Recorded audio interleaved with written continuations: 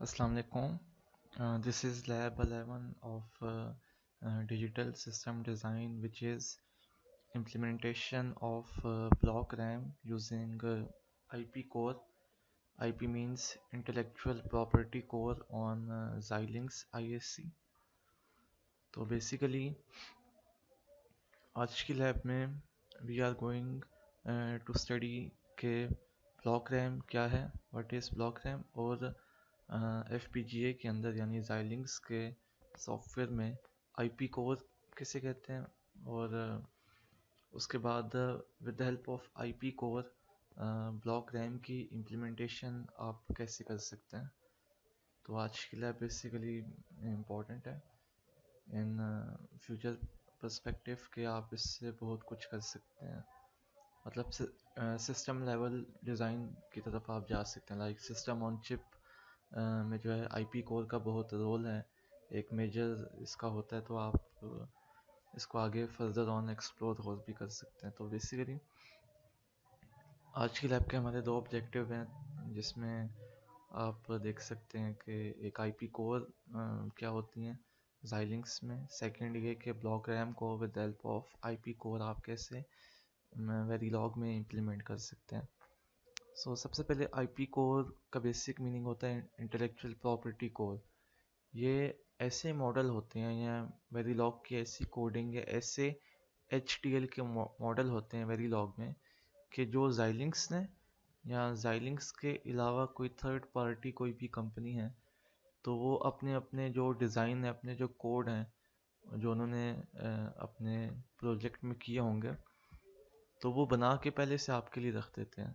Like उसकी coding, उसकी HTL की कोडिंग जो है, स्कीमेटिक डायग्राम जो है, वो पहले से आपके लिए उन्होंने बना के रखी होती हैं। तो आप बेसिकली उनकी कोडिंग को, उनके HDL मॉडल को अपनी कोडिंग में आप यूज़ कर सकते हैं।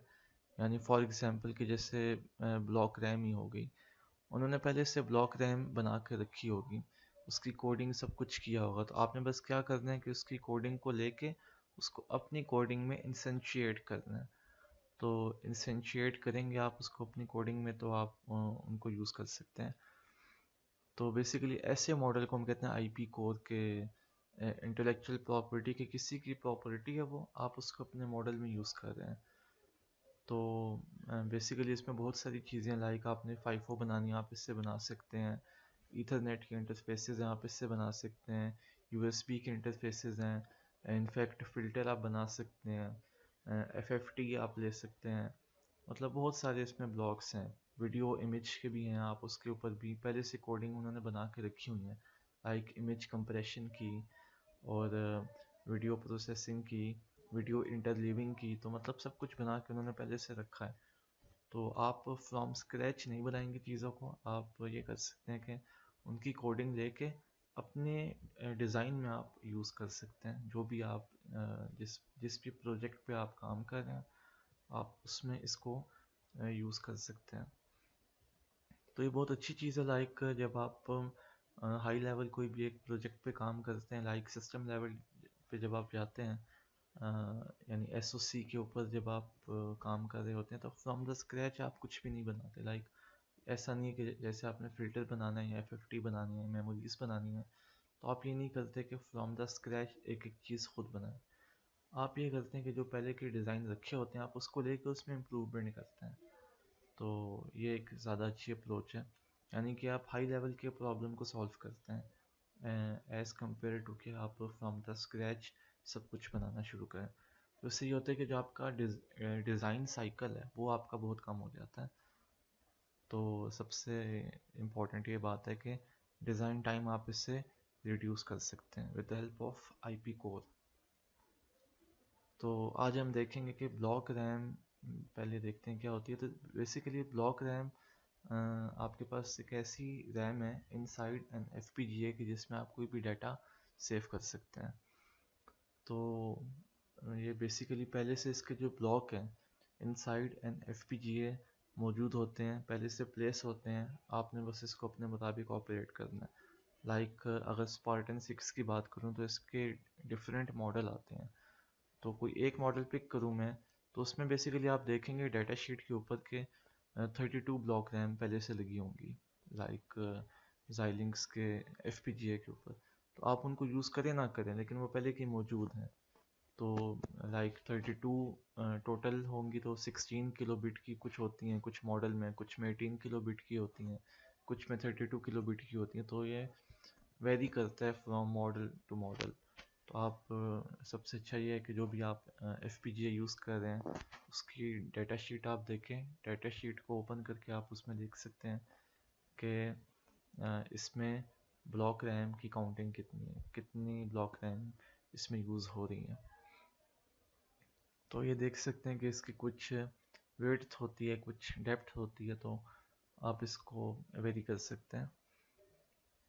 तो ये बेसिकली था इंट्रोडक्शन के ब्लॉक रैम क्या होती हैं आपके पास।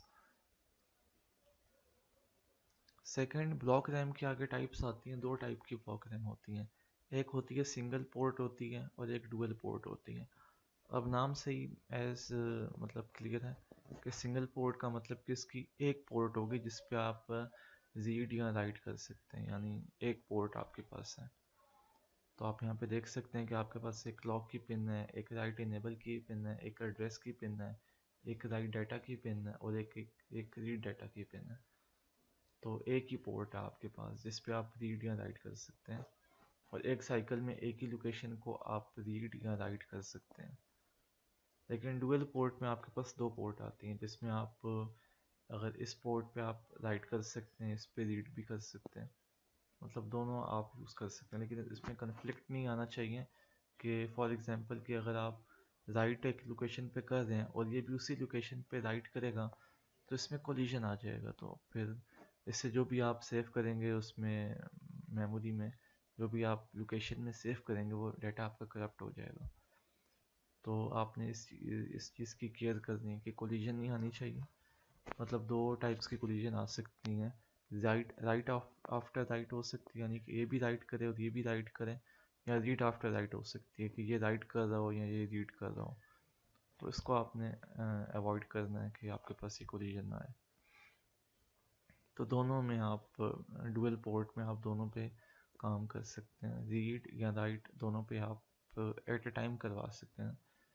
तो इसका ये एक एडवांटेज है डुअल पोर्ट का।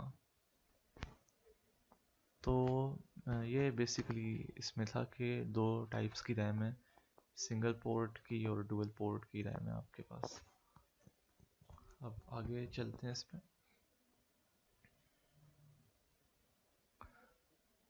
अच्छा, ब्लॉक रैम को क्रिएट करने के मतलब Xilinx में क्रिएट करने के 3 मेथड्स हैं। एक है इंस्टेंशिएशन का, लाइक कोडिंग किसी ने पहले की होगी, आप उसको लें और अपने मॉडल में इंस्टेंशिएट करें। सेकंड है इन्फ्रेंस का। इन्फ्रेंस का मतलब है कि आपने फ्रॉम द स्क्रैच, मतलब कि जो उसकी कोडिंग है वो आपने खुद करनी है सारी। लाइक जो चीज़ कोडिंग से आपके पास आती है उसे हम इन्फ्रेंस कहते हैं। तो कोडिंग करके जो आप चीज़ क्रिएट करेंगे तो उसको आप कहेंगे कि आपने इसकी इन्फ्रेंस के थ्रू मॉडल जनरेट किया। इंस्टेंशिएट का मतलब ये होता है कि आपके पास कोई भी मॉडल है तो आप उसकी जैसे इनपुट आउटपुट की जो भी कॉन्फ़िगरेशन है आप उसको अपने मॉडल में डिक्लेयर करके यूज़ कर सकते हैं। लेकिन इन्फ्रेंस में आप जो कोडिंग करते हैं उससे जो चीज़ आपके पास आती है आप उसको अपनी कोडिंग में यूज़ कर रहे हैं। लाइक आपने कोडिंग लिखी है वेरीलॉग की जो कि मेमोरी के ऊपर बेस कर रही है, तो सिंथेसिस टूल जो भी उस कोडिंग को इंटरप्रेट करेगा, यानी कि जो भी उस कोडिंग का हार्डवेयर आपके पास आएगा, तो उसे आप कहते हैं कि ये आपकी इन्फ्रेंस है, जो कि आपकी HTL डिस्क्रिप्शन से आप उसको गेन कर रहे हैं, गेट कर रहे हैं। तो उसे आप कहते हैं कि आपकी इन्फ्रेंस है। और कोई भी ऐसी है कि जिसमें आप सिंपल किसी भी HTL कोड को उसका इंस्टेंस अपनी कोडिंग में बना रहे हैं, उसको इंस्टेंशिएट कर रहे हैं, तो वो फिर इसमें आ जाएगी। थर्ड है IP कोर के, जो अभी हम यूज़ करेंगे इस लैब में, कि with help of IP core आप ये काम कैसे कर सकते हैं। तो अब सबसे पहले मैं आता हूँ इस पे, मैं अभी आपको करके भी बताता हूँ कि आपने ये काम कैसे करना है। तो आप देख सकते हैं कि सबसे पहले आपने न्यू प्रोजेक्ट किया तो उसमें आपके पास एक चीज़ आती है, IP core generator and architecture wizard. तो आपने इस पर पहले क्लिक करना है, नाम आप कुछ भी देते हैं ब्लॉक रैम का। तो पहले आप इस पे जाएंगे। सेकंड फिर आपने ब्लॉक रैम यहाँ से पिक करनी है, और पिक करने के बाद आपने इसकी जो भी सेटिंग्स हैं, लाइक इसकी डेप्थ कितनी होगी, विड्थ कितनी होगी, वो आप इसमें सेट करेंगे। और उसके बाद अभी हम ये सब सेट करके देखेंगे कि ये काम कैसे होगा। तो ये बेसिक है। तो यहाँ तक आज की लैब है सिंपल। तो अब आते हैं लैब टास्क के ऊपर। तो ये आपकी आज की लैब का एक लैब टास्क है जो आपने आज परफॉर्म अभी हम करेंगे। इसमें टास्क में मैं आपको बता दूं कि टास्क में आपने क्या परफॉर्म करना है। सबसे पहले आपके पास दो रैम आपने बनानी है, एक ट्रू डुअल पोर्ट रैम बनानी है और एक सिंगल पोर्ट ब्लॉक रैम बनानी है।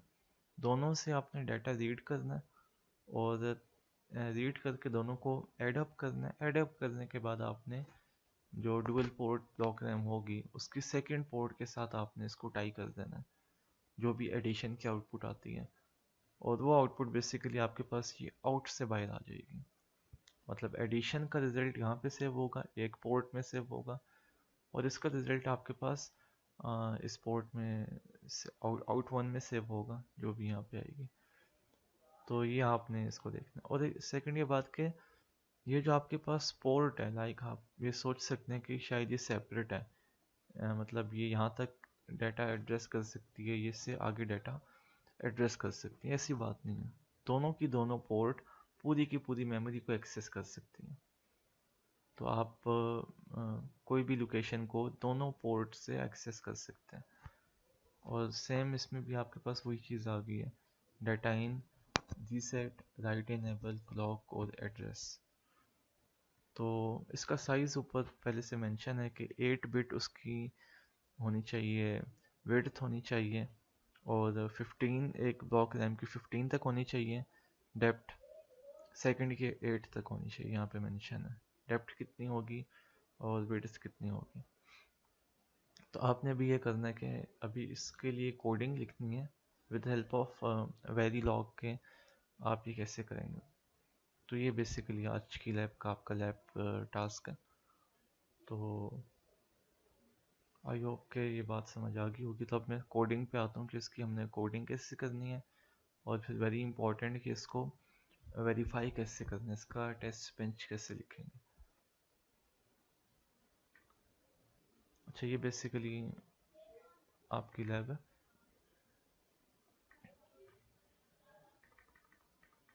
अच्छा, सेकंड सबसे पहले जो मैंने दो पहले से ब्लॉक रैम क्रिएट की हैं, मैं आपको पहले ये बता देता हूँ कि आपने ब्लॉक रैम क्रिएट कैसे करनी है। सबसे पहले आप इसी में आएंगे, न्यू सोर्स में जाएंगे। न्यू सोर्स में आपके पास आएगी आईपी के नाम से एक आ रही होगी। आप इस पर कुछ भी नाम रख सकते हैं, मैं ब्लॉक रैम रख देता हूँ। तो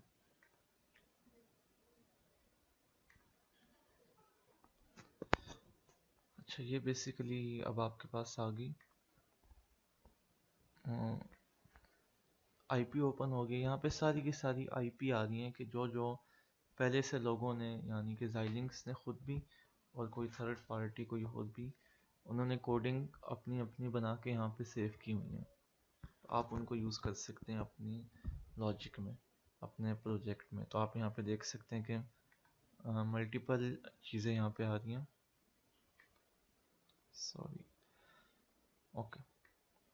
तो आप यहाँ पे देख सकते हैं कि मैं कुछ एग्जांपल दे दूँ। जैसे कि ऑटोमोटिव में आप जाके देख सकते हैं कि कैन के ऊपर, ईथरनेट के ऊपर पहले की कोडिंग यहाँ पे मौजूद है। आप इनको यूज़ कर सकते हैं और अपने लिए इस्तेमाल कर सकते हैं। बाकी मैथ फंक्शन की भी हैं, debug, verification, communication, signal processing, filters, मतलब ट्रांसफॉर्म, सब कुछ यहाँ पे पहले से मौजूद है। तो आप इनको यूज़ करके अपनी लॉजिक में यूज़ कर सकते हैं, अपने प्रोजेक्ट में यूज़ कर सकते हैं। तो आप अभी हम ये करेंगे कि हमारे पास जो मेमोरीज़ और स्टोरेज एलिमेंट का ब्लॉक है, हम इस पे जाएंगे। इस पे जाने के बाद हमारे पास मेमोरीज़ आ रही हैं, फाइफो आ रही है, मेमोरी इंटरफेस जनरेटर आ रहे हैं और रैम रोम आ रही है। हमने बेसिकली रैम क्रिएट करनी है। हम रैम पे आएंगे और रैम पे भी हमने ब्लॉक रैम पे जाना है। अच्छा, आपके पास रैम भी दो टाइप्स की यहाँ पे आ रही हैं, एक डिस्ट्रीब्यूटेड आ रही है, एक ब्लॉक रैम आ रही है। बेसिकली ब्लॉक रैम उस रैम को कहते हैं कि जो Xilinx ने यानी कि FPGA ने पहले से उसके कुछ block inside N FPGA build करके आपके लिए रखती हैं। अब आप उनको यूज़ करें या ना करें, वो वहाँ पे मौजूद रहेंगे। अब वो न, उसकी काउंटिंग वेरी करती है फ्रॉम FPGA टू FPGA। लेकिन जो आपके पास डिस्ट्रीब्यूटेड रैम होती हैं, अब आपको पता है कि आपके पास FPGA के अंदर पहले से बहुत से फ्लिप फ्लॉप्स मौजूद होते हैं। तो जो मेमोरी आप with the help of flip flops बनाते हैं जो CLBs के अंदर मौजूद होते हैं, जो आप उनसे मिलके एक मेमोरी बनाते हैं, उसे हम कहते हैं डिस्ट्रीब्यूटेड मेमोरी। क्योंकि वो आप इनसाइड और FPGA के जो रिसोर्सेज हैं जो कि फ्लिप फ्लॉप्स पहले के मौजूद हैं, आप उसको यूज़ करके एक मेमोरी क्रिएट कर रहे हैं। तो ऐसी मेमोरी को आप कहेंगे कि वो डिस्ट्रीब्यूटेड मेमोरी है।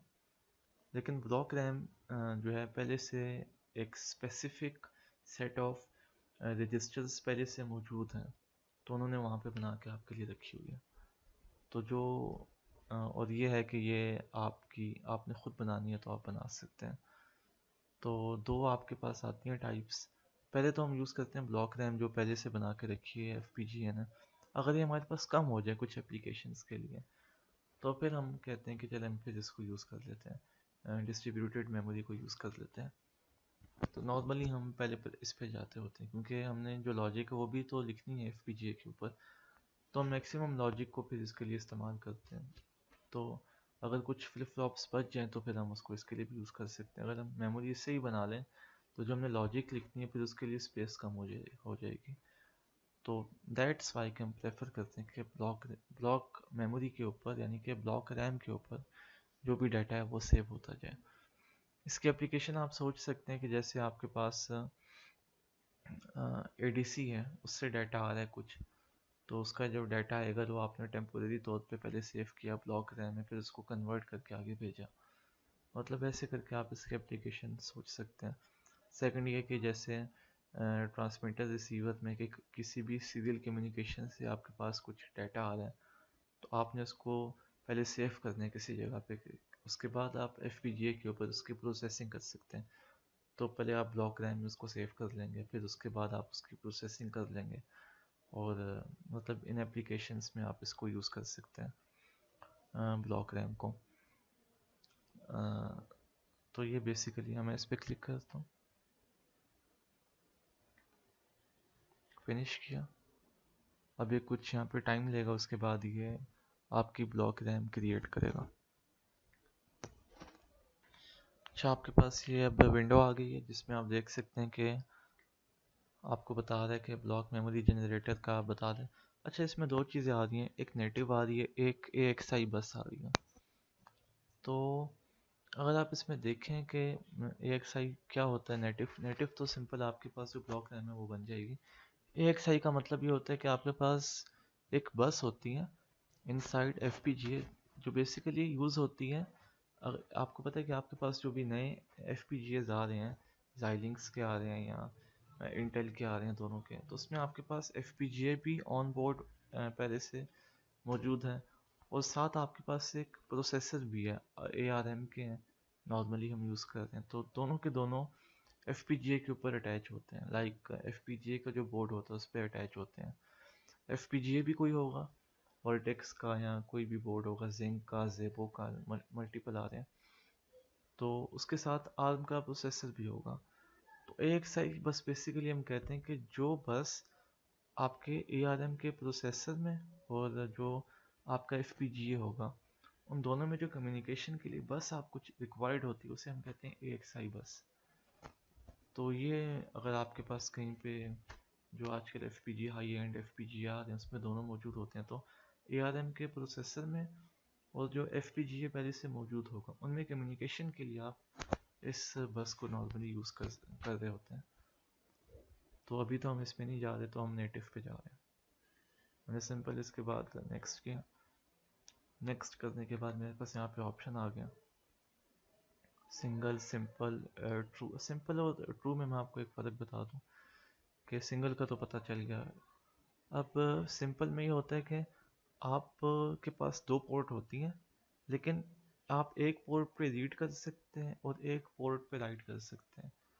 एट ए टाइम दोनों काम आप नहीं कर सकते सिंपल डुअल पोर्ट में। इंडिपेंडेंट नहीं है कि आप दोनों पे एट ए टाइम कुछ भी करें। तो एक पोर्ट होती है रीडिंग के लिए, एक होती है राइटिंग के लिए। लेकिन ट्रू डुअल पोर्ट रैम में आपके पास दोनों के दोनों पे आप रीड भी कर सकते हैं, राइट भी कर सकते हैं at a time, independently of one another. तो रोम भी आपके पास आती है। तो रोम में आपको पता है कि बेसिक क्या होता है कि उसमें आप बस रीड ही कर सकते हैं, राइट नहीं कुछ भी कर सकते हैं। तो ये भी सेम है। तो इसमें से आप ये ले लें, उसमें आप देख सकते हैं कि आपके पास सब सारे ऑप्शन आ गए, जो भी सिग्नल्स की आपकी इनपुट आ रही हैं। एक एड्रेस है, डाटा इन है, राइट इनेबल है, क्लॉक है। सेकंड की भी ये आ गई और इसकी आउटपुट आ गई। तो ये सिंपल आपके पास ये चीज़ आ गई। बाइट का मतलब है कि आपके पास जो मेमोरी है, जैसे मेरे पास 8 बिट अभी है ना, तो मैं 4 के चंक पे इसको डिवाइड कर सकता हूँ। यहाँ फॉर एग्जांपल बाइट है, तो अगर मेरे पास ये विड्थ 16 बिट होती है तो मैं 8 के चंक में डिवाइड कर सकता हूँ। तो मैं 8 पे सेपरेट ऐड करवा सकता हूँ और 8 बिट पे सेपरेट राइट करवा सकता हूँ। यानी कि बाइट बाय बाइट मैं अपनी मेमोरी को एक्सेस कर सकता हूँ, उस पर राइटिंग करवा सकता हूँ। तो याद है कि आपने किसके लिए बनानी है। ये बेसिकली ऐसे है कि ये खुद ऑप्टिमाइज करेगा मिनिमम एरिया के लिए या पावर के लिए, फिक्स के लिए। फिक्स के लिए मतलब कि ये एक ही टाइप की ब्लॉक रैम यूज़ करेगा। इसके लिए कि अगर आपने कोई भी ब्लॉक रैम बनानी है तो ये मल्टीपल ब्लॉक रैम्स को कंबाइन कर सकते हैं। यानी कि कुछ 2K की होंगी, कुछ 4K की होंगी, उससे आपको ब्लॉक रैम एक बना के दे देगा। इसमें होता है कि एक ही टाइप की आप ब्लॉक रैम यूज़ करेंगे। अच्छा, अब ये चीज़ आ रही यहाँ पे आपने बताना है, मेंशन करना है। तो पहले मैंने क्या किया, सिंगल पोर्ट के लिए अभी, बल्कि डुअल पोर्ट के लिए मैं क्या करूँगा, ये भी मेरे पास 8 है, यानी कि 8 बिट उसकी वेट था और 16 बिट ही है। इसका मतलब है कि मैंने राइट पहले करवाना है, उसके बाद रीडिंग करवानी है। तो जो भी लोकेशन है ना, उसके ऊपर मैंने पहले राइटिंग करवानी है, फिर रीडिंग करवानी है, ताकि मैं लेटेस्ट डाटा किसी भी लोकेशन से पिक कर सकूं। और सेकंड के लिए भी बिल्कुल ऐसा ही है। इनेबल का मतलब है कि आप की जो मेमोरी है उसे इनेबल और डिसेबल आप कब करेंगे। Always enable memory, write enable है मेरे पास, तो मैंने इस वजह से इसको ऑलवेज इनेबल किया कि मेमोरी इनेबल है, बस मैंने राइट इनेबल पिक करना है और राइटिंग करवा देनी है। और रीडिंग में हमेशा कभी भी करवा सकता हूँ।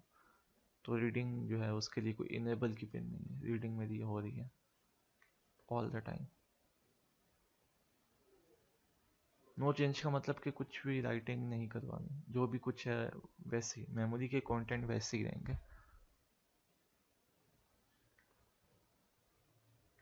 तो एक और बात मैं भूल गया, डुअल पोर्ट के लिए आपने ऐसे किया, सिंगल पोर्ट के लिए बस आपने यहाँ पे ऐड किया, बस बाकी सेम है। तो ये आपने दोनों करने हैं। फिर आपके पास आती हैं कि अच्छा, ब्लॉक मेमोरी के आउटपुट के ऊपर कुछ रजिस्टर्स भी आपके पास मौजूद हैं। बेसिकली पाइपलाइनिंग के दौरान अगर आप इसकी पाइपलाइनिंग करें तो आप इसकी फ्रिक्वेंसी को इंक्रीज़ कर सकते हैं। तो उस वजह से मतलब परफॉर्मेंस इंक्रीज़ करने के लिए आप इसको यूज़ कर सकते हैं। तो इसकी और वजह नहीं है। आगे है कि अगर आपने मेमोरी को किसी भी फाइल से इनिशियलाइज़ करवाना है तो आप करवा सकते हैं। कोई भी टेक्स्ट फाइल होगी जिस पे आपका कोई भी डाटा सेव होगा, आप उसको लें और यहाँ पे लोड करें, तो बाय डिफ़ॉल्ट मेमोरी में वो सारी की सारी उसकी लोकेशन पे जो भी कुछ डाटा सेव होगा वो मेमोरी पे राइट हो जाएगा। तो आप इसको भी यूज़ कर सकते हैं। और इसको आप जब करेंगे तो इसका मतलब है कि एक लोकेशन पे, मतलब कि ये वैल्यू सब लोकेशन पे राइट हो जाएगी। इस पे तो सेपरेट कर सकते थे, लेकिन इस पे सेपरेट नहीं कर सकते। इस पे सेम फिल करेगा वैल्यू को, मतलब कि जो भी पूरी मेमोरी है सेम वैल्यू इस पे राइट कर देगा, जो भी आप यहाँ पे लिखेंगे वैल्यू। रीसेट की आती है, तो आपने रीसेट पिन यूज़ करनी है तो आप टिक करते हैं, टिक करेंगे तो आप देख सकते हैं कि यहाँ पे भी आपके पास वो चीज़ पिन इनेबल हो जाती है। देख सकते हैं सही है। तो आप इसको भी कर सकते हैं। सिंक्रोनस का मतलब है कि क्लॉक के ऊपर कर सकते हैं। ए सिंक्रोनस का मतलब है कि विदाउट एनी क्लॉक आप कभी भी रीसेट इसको कर सकते हैं। तो ये चीज़ आपके पास एक आ रही है। आई होप कि चीज़ समझ आ गई होगी। आगे ये सिंपल बता रहा है कि वॉल्यूम जनरेट करनी है कि नहीं करनी। तो आपने कहा रीड राइट कोलिजन आई तो वॉल्यूम जनरेट करनी है, तो ऑल पे आपने क्लिक किया, क्योंकि कहीं भी कोलिजन आती है तो आपने बतानी है। बिहेवियरल मॉडल के ऊपर बात कर रहे हैं कि मतलब आपने अगर कोलिजन वॉल्यूम को डिसेबल करना है तो आप कर सकते हैं। हमने कहा नहीं, ओके आने अगर कोई भी कोलिजन है तो हमें बताएं, सो दैट का फिर हम उसको और भी इम्प्रूव कर सकें। उसके बाद आपने जनरेट करनी है। जब आप जनरेट करेंगे तो आपके पास, मेरे पास पहले की है तो मैं जनरेट नहीं कर रहा, तो आपके पास कुछ ऐसी फाइल बन जाएगी। तो एक मैंने किया डुअल पोर्ट ब्लॉक रैम और एक सिंगल पोर्ट ब्लॉक रैम।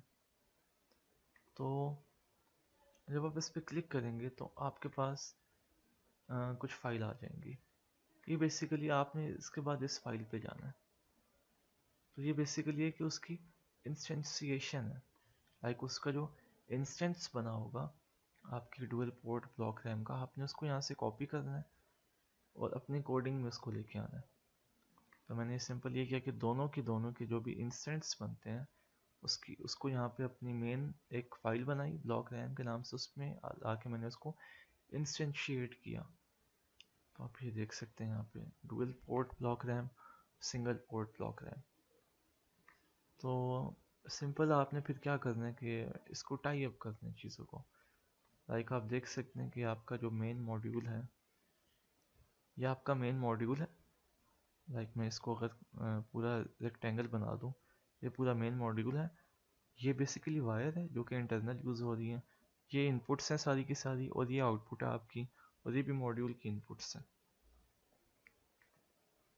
तो मैंने सिंपल यहाँ पे ये किया, ये आउटपुट है बेसिकली मेन मॉड्यूल की, ये इनपुट है, और ये एड्रेस की इनपुट है, ये एड्रेस है, ये इनेबल की पिन आ गई, और बेसिकली ये सेकंड वाले की आउटपुट है। तो इसका मतलब ए सी का मतलब है कि ए और सी, ए बेसिकली ये है आपके पास आउटपुट 1, और बी बेसिकली ये है। तो सी आपके पास, सॉरी मैं उल्टा कह गया, ए ये है, सी ये है, और बी पे आप लेके आ रहे हैं। तो कोडिंग में मैंने बिल्कुल वैसे ही किया। तो बी आपकी बेसिकली वायर बन गई, लाइक ये एक वायर का सिग्नल मैंने बना दिया, और ये भी एक वायर बन गया, ये भी वायर बन गया, 3 वायर हैं आपकी। तो मैं आप देख सकते हैं ए बी और इनपुट जो भी आ रही है। तो बाकी आपकी सारी इनपुट है, आउटपुट है। इनपुट आउटपुट आपके पास एक ही है, ये आउटपुट है, बाकी सारी की सारी इनपुट है। ये इनपुट है और ये इनपुट है, बस ये आ गई। इसके आपको पता है कि एड्रेस कितना होगा, 16 तक जा रहा है तो एड्रेस 4 बिट का हो जाएगा, इसमें 8 तक जा रहा है तो एड्रेस 3 बिट का हो जाएगा, क्योंकि मैंने यहाँ पे डिफाइन भी किया। तो ये बेसिकली सी वाली है, मैंने यहाँ पे नाम नहीं दिया, सी है यहाँ पे, सी है, ये ए बी और ये सी है। तो आप देख सकते हैं मैंने सिंपल इसको टाई अप किया चीज़ों को, कि क्लॉक के साथ, रीसेट के साथ, और इनेबल के साथ, और आउटपुट को जो मेरे पास आउटपुट 1 बनती है उस मॉड्यूल ब्लॉक रैम में, मैंने यहाँ पे उसको ए के साथ टाई किया, क्योंकि मैंने ए को ये बनाया है सिग्नल, ये ए है। तो ये मैंने ऐसे किया, और आई थिंक बाकी क्लियर है, बाकी इतना मुश्किल नहीं है, आप इसको देख लीजिएगा। और सिंगल पोर्ट भी आप देख सकते हैं कि मैंने सिंपल वही काम किया, सिंपल टाई अप किया चीज़ों को। कि अब आप यहाँ पे एक चीज़ देख सकते हैं कि ए और सी को मैंने सम अप किया, बी में सेव किया, और डाटा जो बी है वो मैंने यहाँ पे लिखा, से जो डुअल पोर्ट ब्लॉक रैम है उसके इनपुट पे दे दिया, और वो बेसिकली आपके पास ये पिन बनती है। तो ये बेसिकली एक और बात कि यहाँ पे जब आप देखें कि एक साइकिल में आपने इसको रीडिंग किया, इसको भी रीड अप किया, और अगली साइकिल में आपके पास आउटपुट बाहर आएगा, ये एक चीज़ आपने देखनी है। क्योंकि एक साइकिल में ये डाटा लेगा, ये भी लेके आएगा, दोनों पहले सम अप होंगे, सम अप होने के बाद अगली साइकिल में जो भी इनका आंसर होगा वो आप फिर देख सकते हैं इस आउटपुट पिन के ऊपर, यानी कि एक साइकिल डिले के बाद आप इसको देख सकते हैं। अभी मैं इसको मतलब Xilinx के ऊपर इन सिमुलेटर इन वेब फॉर्म आपको शो भी करता हूँ कि वाकई एक साइकिल का डिले आ भी रहा है, उसमें भी आप इसको देख सकते हैं। तो ये बेसिकली सिंपल इसकी कोडिंग है, आई थिंक ये बहुत आसान है। अब आते हैं इसकी सिमुलेशन के ऊपर। इसके टेस्ट बेंच में आपको दिखा देता हूँ।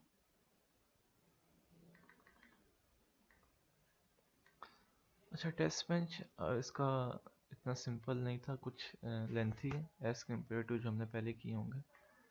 मैंने सिंपल पहले क्या कि क्लॉक एक जनरेट की, उसके बाद जो भी सिग्नल आते हैं मैंने पहले रीसेट को 1 किया, फिर रीसेट को 0 किया। फिर पहले मैंने क्या कि मेरे पास 2 मेमोरीज आ रही हैं, तो मैंने सबसे पहले ए पे और सी पे with the help of for loop मैंने कुछ राइट करवाया। राइट मैंने क्या करवा दिया, मैंने कहा कि मेरे पास जो एड्रेस आती है उस पर 2 सम अप होके डाटाइन बने और वो डाटाइन मेरे पास मेमोरी पे राइट होता जाए। तो ये बेसिकली इसको राइट कर रहा है, ये फॉर लूप बेसिकली आपका डाटा राइट अप कर रहा है। और ये भी बेसिकली क्या कर रहा है कि एड्रेस सी जो कि सिंगल पोर्ट एक रैम है उसके ऊपर राइटिंग करवा रहा है। मैंने 1 करके करवा दी, यहाँ पे कुछ भी मेमोरी का डाटा हो सकता है, तो मैंने टेस्ट करने के लिए करवा दी। यह है कि अनटिल पॉजेज ऑफ क्लॉक, जब तक अगला पॉजेज नहीं आता वो यहाँ पे ब्रेक करेगा, जैसे ही अगला पॉजेज आएगा फिर इस लूप को अगेन रिपीट करेगा। इसका मतलब ये होता है। तो मैंने सबसे पहले ये दोनों पे राइटिंग करवाई, कुछ डाटा ताकि सेव हो जाए मेमोरी में। तो ये फाइल से भी आप करवा सकते हैं और मैंने इससे करवा दिया, कोई इशू नहीं, आपकी चॉइस है, आप उससे भी करवा सकते हैं। उसके बाद मैंने सिंपल ये किया कि इसको मैंने यहाँ पे x until posedge of clock लिखा, जो मेरे पास सेकंड पोर्ट आती है आईकी वाली पोर्ट, मैंने इसके राइट को इनेबल किया, 1 किया, और जो भी डाटा मेरे पास आ रहा है मैं उसको राइट करवा रहा हूँ। तो मैंने क्या किया, मैंने कहा कि मैंने ए और बी से ए की लोकेशन 0 और सी की लोकेशन 0 इनमें से डाटा लेके आए, और जो भी आंसर मेरे पास आएगा उसको इस लोकेशन पे राइट करें, और राइट इनेबल 1 है, तो 8 के ऊपर इसको राइटिंग करवा देगा, इसकी 8 लोकेशन पे राइट अप हो जाएगा ये। फिर मैंने 1 को ऐड अप करके 9 पे राइट किया, इनको एक्सेस करके इस पे राइट किया।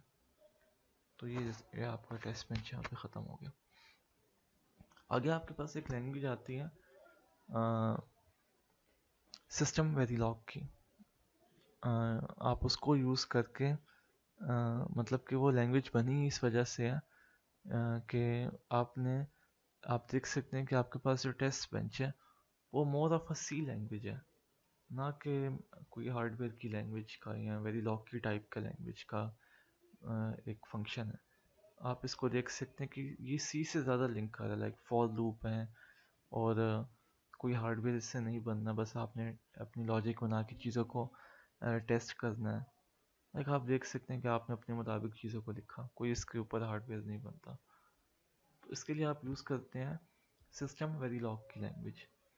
तो उसमें बेसिकली सिस्टम वेरिलॉग और वेरिलॉग में बेसिक फ़र्क क्या होता है कि सिस्टम वेरिलॉग में आपके पास कुछ ऑब्जेक्ट के कंस्ट्रक्ट होते हैं जो ऊप में आपके पास होते थे, क्लासेस हो गई, पॉइंटर्स हो गए, पॉलीमॉर्फिज्म हो गई, इनहेरिटेंस हो गई, यानी जो आपके पास वो वहाँ पे टॉपिक्स आते हैं, एडवांस टॉपिक्स आते हैं जो कि सी से लिंक करते हैं, ऊप के कोर टॉपिक हैं। तो हमने क्या किया, उसको वेरिलॉग में जब कंबाइन किया तो उसको हमने एक नई लैंग्वेज का नाम दे दिया, जो जिस लैंग्वेज का नाम हमने दिया उसको सिस्टम वेरिलॉग। तो वेरिफिकेशन के लिए बेसिकली वो लैंग्वेज ज़्यादा यूज़ की जाती है, उससे आप जो टेस्ट बेंच राइट अप कर सकते हैं बहुत अच्छे कर सकते हैं। लाइक एडवांस लेवल पे जाके आप क्लासेस की फॉर्म में कर सकते हैं, उसमें कंस्ट्रक्शन डिस्ट्रक्शन वेरिएबल डिक्लेयर करके वो सारी चीज़ उसमें कर सकते हैं। तो सिस्टम वेरिलॉग बेसिकली यूज़ की जाती है आजकल इंडस्ट्रियल एप्लीकेशन में for the verification of your design. तो डिज़ाइन के लिए आप उसको प्रेफर करते हैं आजकल। तो हम तो इस पे भी रह रहे हैं, तो इंशाल्लाह उस पर भी कुछ डिस्कशन करेंगे। तो अब आते हैं आपकी आउटपुट के ऊपर।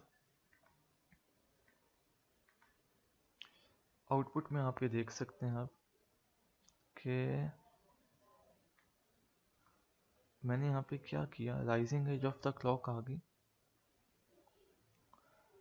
मैंने, आप देख सकते हैं मैंने हर राइजिंग एज के ऊपर डाटा राइट अप किया। लाइक आप इस पे देख सकते हैं कि मैंने राइजिंग एज आई तो मैंने एडिशन करवा रहा था उसकी, यानी कि 2 की डाटा इन में। तो आप डाटा इन को देख सकते हैं यहाँ पे कि पहले इसमें 0 है, फिर 2 है, फिर 3 है, फिर 4 है। मतलब एड्रेस में 2 का राइट अप करवाऊँगा तो एड्रेस के मुताबिक 2 का इंक्रीमेंट हो जाएगा। तो एड्रेस बेसिकली आप यहाँ पे देख सकते हैं ए का, कि पहले 1 था, फिर 2 था, फिर 3, फिर 4। तो ये चीज़ आप यहाँ पे इसको देख सकते हैं। तो यहाँ पे आई थिंक ये बात समझ आ रही होगी। सही है, तो मैंने सिंपल एड्रेस लिया, एड्रेस ए लिया और डाटा इन और मेमोरी पे राइट करवाया। तो आप देख सकते हैं कि मेमोरी पे राइट होता जा रहा है। लाइक नीचे ये आपके पास बेसिकली डाटा आउट ए का मतलब है कि ये ब्लॉक मेमोरी ए से आ रही है, और सेकंड ए का मतलब है कि ये आपके पास यहाँ से आ रही है। पहले ए का मतलब है कि मेमोरी यहाँ से आउट 1 के इक्वल है। सेकंड का मतलब ये है कि ये मेमोरी यहाँ से आपके पास आ रही है। तो आप देख भी सकते हैं कि वो राइटिंग भी करवा रहे मेमोरी में, वेरीफाई कर सकते हैं जो भी कुछ आपके पास आ रही है वो अगली साइड क्लॉक की राइजिंग एज के ऊपर होना है। तो जो भी डाटा इन के ऊपर होगा वो क्लॉक की राइजिंग एज के ऊपर मेमोरी पे राइट अप भी हो जाएगा। तो मेमोरी पे राइट अप भी होता जा रहा है।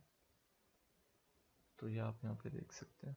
सेकंड ये कि जब ये ख़त्म हो गया तो आपने एड्रेस सी वाले को लिया और सेकंड मेमोरी के ऊपर राइट करवाना शुरू किया। आप देख सकते हैं कि सेकंड मेमोरी के ऊपर भी चीज़ें राइट अप होना शुरू हो गई हैं। तो आई होप कि ये बात समझ आ गई होगी। आपने इसको आराम से बैठ के देखना तो फिर क्लियर होगी ये बातें। तो मेमोरी पे आप देख सकते हैं राइट अप होना शुरू हो गई। अब आपने चेक करना है कि क्या वाकई एडिशन हो, क्या आपके पास आउटपुट पे जो कि मॉड आउट है इस पे एडिशन के डाटा आ रहा है कि नहीं आ रहा। अब आप यहाँ पे देख सकते हैं कि इस राइजिंग एज के ऊपर, सॉरी,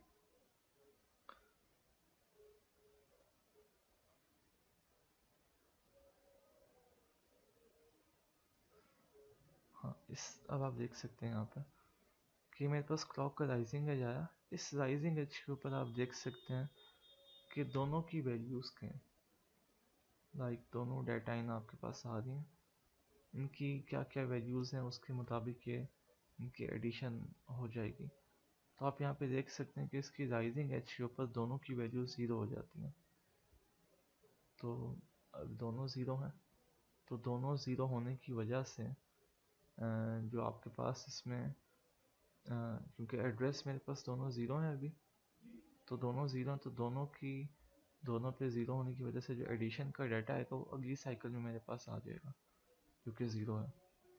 अब आप ऑन द टाइम देख सकते हैं कि अभी आपके पास इनपुट पे क्या आ रही है। तो आउट 1 ये है, आउट 2 ये है, दोनों को एडिशन किया तो आपके पास आंसर आता है 2 के इक्वल। तो 2 जैसे ही आपके पास आएगा तो अगली साइकिल में 2, अगली यानी कि राइजिंग एज के ऊपर आपके पास 2 जो है वो आउटपुट पे आ जाएगा, यानी एक क्लॉक साइकिल के बाद। अब आप यहाँ पे देख सकते हैं प्रीवियस वाली वैल्यूज़। आप करंटली यहाँ पे देख सकते हैं कि यहाँ पे बेसिकली आपके पास 3 आ रही है और ये 2 आ रही है। तो 3, 2, 5, और अगली साइकिल के ऊपर, अगली राइजिंग एज के ऊपर ये 5 आपके पास आउटपुट पे आ जाएगा। तो आप इसको मतलब देख सकते हैं और चीज़ें क्लियर कर सकते हैं। आई होप के you got the point which I am trying to convey. So this is the end of lab 11। तो अब हमारी बस फर्दर एक या दो लैब हो रहे हैं, तो इंशाल्लाह we will try to complete it as soon as possible. So okay, thank you very much.